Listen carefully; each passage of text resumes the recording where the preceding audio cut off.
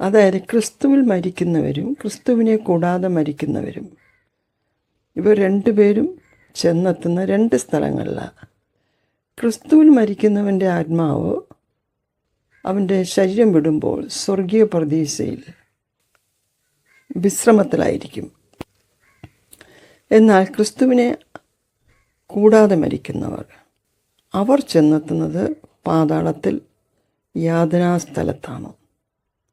ഇതെല്ലാ ക്രിസ്ത്യാനികളും വ്യക്തമായി സ്പഷ്ടമായി മനസ്സിലാക്കേണ്ട കാര്യമാണ്. വേദപുസ്തകത്തിൽ എഴുതപ്പെട്ടിട്ടുള്ള കാര്യമാണ്.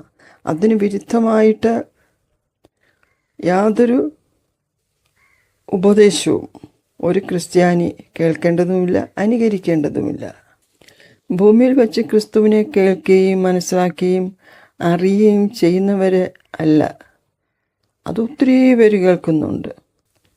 മറിച്ച് ക്രിസ്തുവിനെ ദൈവത്തിൻ്റെ പുത്രനായി ഹൃദയത്തിൽ മാനവരാശിയുടെ രക്ഷകനും കർത്താവും വീണ്ടെടുപ്പുകാരനും ദൈവമാണെന്ന് വിശ്വസിച്ച് സ്വീകരിച്ച് ക്രിസ്തുവിനെ അനുകരിക്കുന്ന വ്യക്തിക്ക് മാത്രമേ ക്രിസ്തുവിൽ മരിക്കാൻ കഴിയത്തുള്ളൂ.